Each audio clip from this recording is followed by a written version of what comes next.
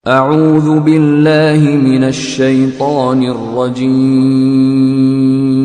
Assalamualaikum warahmatullahi wabarakatuh. Pagi ini kita bahas tentang kajian atau kenapa diri kita tidak bisa sembuh walau sudah bolak-balik diruqyah. Jadi dalam ilmu ruqyah itu ada kaidah sampah dan lalat. Jadi jin ini seperti lalat. Kalau masih ada kotoran, dia akan masih datang lagi. Jadi cara ngusir lalat kayak mana? Kalau ada sampah di rumah kita, lalat datang. Lalat datang, kita bunuh. Pasti lalat lainnya akan datang lagi. Kita bunuh lagi, lalat lainnya bakal datang lagi. Jadi caranya untuk mengusir lalat dengan sempurna, dengan total, maka yang dibuang harus sampahnya. Kalau sampahnya sudah kita buang, maka lalat tidak akan kembali ke rumah kita lagi. Nah, itu sama dengan ruqyah syariah.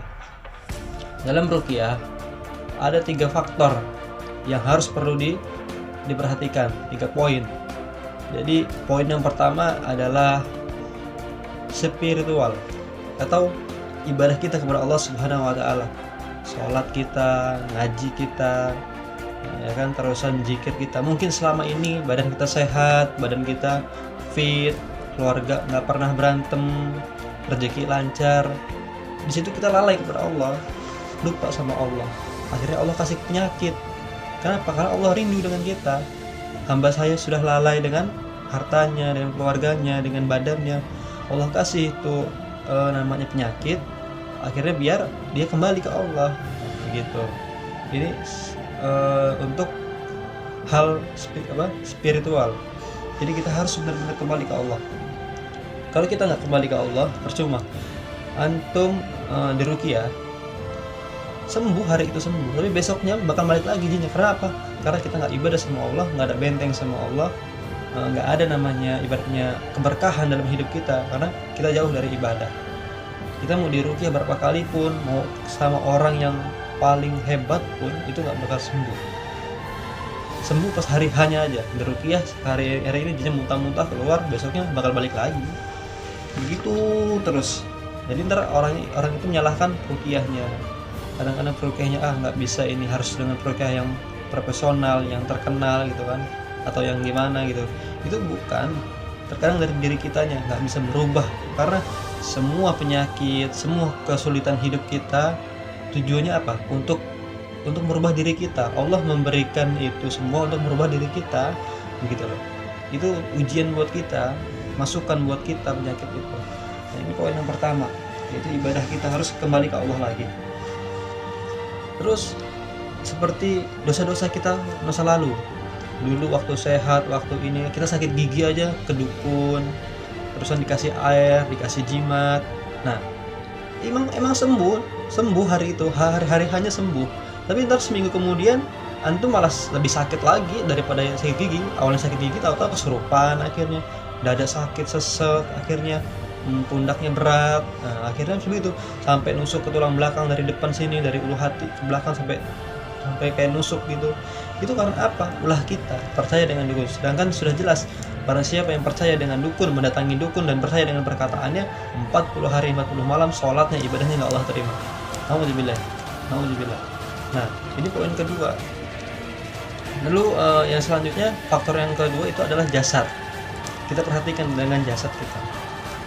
Coba kita muhasabah diri, pernah nggak kita kasih makan anak kita uang haram, keluarga kita uang haram? Nah, karena sudah jelas setan itu bersemayam di tubuh manusia melalui aliran darah. Nah, dan darah-darah yang kotor itu paling suka setan. Kenapa darah kotor? Darah kotor itu maksudnya darah kotornya itu darah-darah yang dihasilkan oleh uang-uang haram, uang riba, minuman keras. Itu darahnya kotor. Makanya setan suka di tubuh kita. Nah, itu harus ditaubati. Terusan Allah sudah menjelaskan, hai manusia, makanlah kamu dengan makanan yang halal dan thayyib. Jadi yang thayyib ini juga harus diperhatikan. Thayyib ini halal, cuma harus baik gitu loh. Coba kayak mie instan itu halal, cuman kalau kita konsumsi setiap hari itu nggak baik bagi tubuh gitu. Makanya harus makan sayur, ikan gitu kan, telur. Nah, sama dengan kita minum yang bersoda-soda. atau minum yang di warung-warung yang banyak gulanya, pewarnanya, itu halal, cuman nggak toyib gitu. Makanya halal dan toyib ini kata Allah gitu. Karena kalau kita nggak toyib, nggak bagus dalam tubuh kita, makanan yang ngasal, itu jin suka. Karena nutrisi di tubuh kita itu nggak baik gitu loh. Sel-sel darah kita itu nggak baik, kotor gitu, makanya jin pada suka gitu. Faktor yang ketiga adalah keluarga atau lingkungan. Cari orang-orang yang benar-benar sahabat, teman yang benar-benar bisa membantu kita untuk keluar dari masalah kita, bukan malah dirumpiin, bukan malah ngomongin orang. Nah, cari teman-teman yang sahabat yang benar-benar bisa ngajak kita ke jalan yang benar. Terus kepada orang tua, mungkin kita dulu pernah sakitin hati orang tua, mungkin kita pernah marahin orang tua, itu diinget-inget benar. Kalau emang itu ada, istighfarin, minta maaf ke orang tua langsung. Sama dengan orang tua mungkin dulu pernah nyakitin si anak gitu kan, mukul si anak, terus apa gitu. Nah itu harus diistighfari benar-benar tangannya itu, karena yang boleh mukul anak itu hanya kalau anak itu sudah balik, nggak mau sholat, dipukul, dan itu juga mukul pantatnya ya, bokongnya, bukan muka, bukan badan. Nah itu Islam mengajarkan seperti itu gitu. Jadi ketika kita diruqyah nggak sembuh, itu bukan karena peruqyahnya, bukan karena itu, bukan, terkadang karena diri kita nggak memuhasabah dengan diri kita. Ibaratnya ruqyah adalah ikhtiar. Jadi mbak-mbak yang sering ruqyah, udah diruqyah sama ustadz ini nggak sembuh, ustadz ini nggak sembuh, ustadz ini nggak sembuh, ustadz ini nggak sembuh, pas ustadz yang kelima sembuh. Nah ini bukan berarti 4 ustadz ini nggak ada manfaat atau nggak bisa ruqyah. Jadi ruqyah ibarat batu ya, batu ini keras loh. Nah diruqyah sama satu orang peruqyah, ditotok totok sekali sama satu orang peruqyah, akhirnya agak retak. Ruqyah lagi 2, agak retak lagi. Ruqyah lagi ketiga, agak retak lagi. Ruqyah lagi keempat, agak retak lagi. Nah ini yang kelima ini mbak udah berubah sama sekali, udah berubah total sebelum yang pertama tadi. Yang pertama mbak nggak sholat, mbak nggak zikir, mbak nggak bisa maafin orang, mbak masih punya rasa jengkel, mbak masih punya rasa amarah. Ini mbak udah hilang, udah 4-5 fase ini mbak udah hilang, ketemu peruqyah lagi. Diruqyah lah, akhirnya apa? Batu itu udah ibarat batu itu sudah hancur, sudah kropos. Jadi si peruqyah yang kelima ini tinggal ngetok dikit aja, langsung hancur, sembuh. Nah ini kiasan, banyak teman-teman kita yang kayak gini gitu loh. Jadi jangan kira orang yang di ruqyah di TV-TV di Trans 7 itu kesurupan hari ini sembuh, itu belum tentu. Karena hari itu sembuh, kalau dia nggak berubah, besok ustadznya udah pulang, ya balik lagi jinnya. Karena kunci kesembuhan adalah qalbu kita, bersih dari kotorannya tadi. Kalau lalat ada kotoran, balik lagi. Sama qalbu kita, kalau ada kotoran, rasa benci, amarah, kecewa, sedih terlalu dalam, suka menyendiri, ya kan, unek-unek dipendem, unek-unek itu nggak pernah diceritain ke orang. Saya ngomong cukuplah saya sama Allah yang tahu. Nah itu salah, nggak boleh begitu. Tetap harus ada itu diceritakan ke makhluk, ke saudara kita, ke teman kita yang benar-benar emang. Makanya cari teman tuh yang soleh, yang baik, yang tidak merumpiin, yang tidak ngomongin kita tentang ngomongin orang. Ini harus benar-benar. Nah itu terus setiap yang udah diruqyah terus ada reaksi mual, muntah, nah itu caranya itu kembali ke Allah, ibadah ke Allah, dan ruqyah mandiri setiap hari. Karena ruqyah mandiri itu untuk membersihkan seluruh bekas-bekasnya, seluruh sarang-sarang jin. Sarang jin nggak cuma satu gitu, banyak dia sudah. Kalau apalagi udah berpuluh-puluh tahun itu dia udah buat sarang banyak di tubuh kita. Itu harus kita detok dengan cara itu, mandi air ruqyah, kita rutinin minum air ruqyah, kita makan herbal kayak madu, habatus soda, zaitun, itu detok. Karena selama ini kita sudah dikuasai jin, dan di darah kita sudah kayak mainan buat jin, manjar jin di darah kita begitu. Nah terus bentengin diri dengan, kalau ini al-matsurat, ini bentuk al-matsurat pagi petang. Dan diingat semua peruqyah itu bukan nggak semuanya hafiz, yaitu nggak semuanya dia hafal ayat-ayat ruqyah, karena ayat-ayat ruqyah itu masya Allah banyak sekali gitu loh. Terkadang ada peruqyah yang sambil baca kitab, baca buku, nah itu sahih, diperbolehkan di dalam ruqyah, diperbolehkan, bukan dilarang. Nggak harus peruqyah itu harus hafal semua, enggak.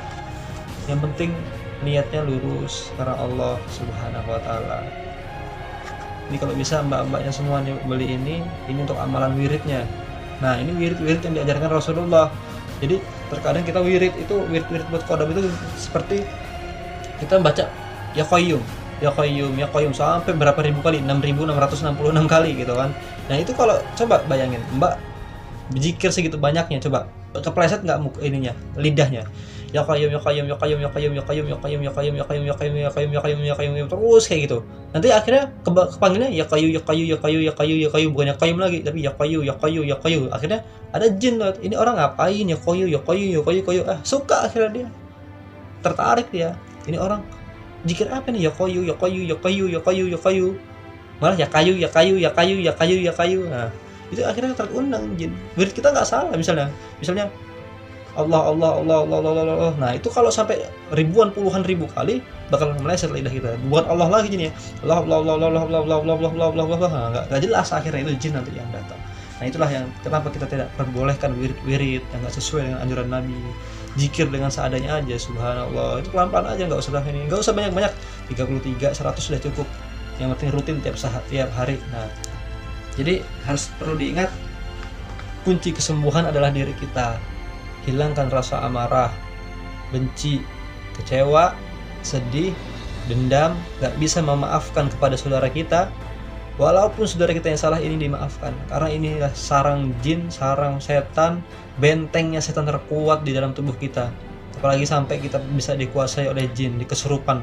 Kalau kita bisa kesurupan berarti udah lebih rasa kecewanya, endapan emosinya itu sudah paling udah muncak gitu. Sudah paling udah penuh kayaknya di hati itu.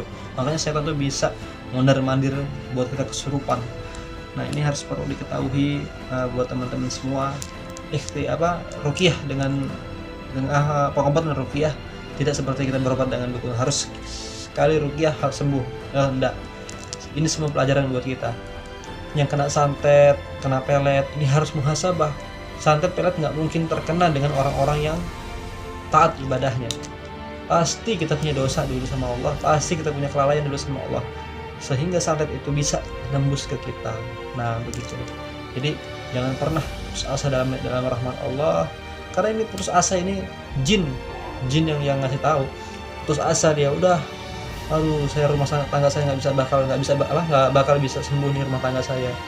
Ya kan begitu. Terusan aduh nggak bakal sembuh penyakit saya ini, udah saya takdirnya kayak gini udah. Ini semua dari jin. Yang buat kayak gini itu diri kita. Kalau kita yakin sama Allah, kembali ke Allah, nggak ada satupun yang nggak bisa Allah rubah gitu.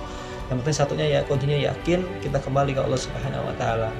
Nah, itu kunci dalam ruqyah. Jangan pernah berputus asa dari rahmat Allah tuh, jangan. Apalagi sampai punya pikiran bunuh diri, nggak bisa sembuh, nggak. Dan diingat, doa kita lebih Allah tunggu daripada doa orang lain untuk kita. Nah, begitu. Ingat, doa kita lebih Allah tunggu. Doa mbak semua, baca bismillah, baca al-fatihah itu lebih mujarab daripada doa saya ke mbak. Nah, itu harus diingat, dan nggak boleh tergantung dengan makhluk, nggak boleh.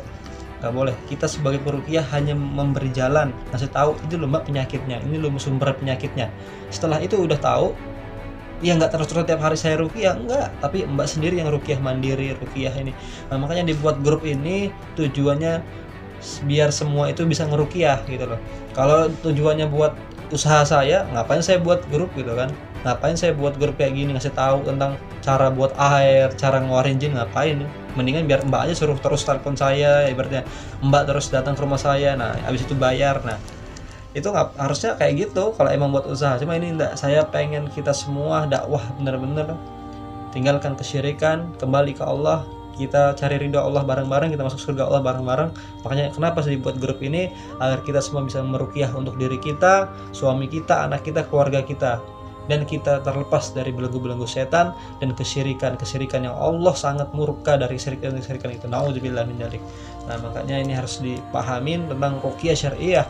Gak bisa kita harus ruqyah syariah sekali sembuh, itu nggak bisa. Pasti ada ikhtiar dengan obat, iya, dengan ini, cuma ikhtiar. Kalau bisa obat itu obatnya dikurangin dengan obat-obat kimia, tapi obat-obat herbal seperti madu, habatus sauda, zaitun, buah tin.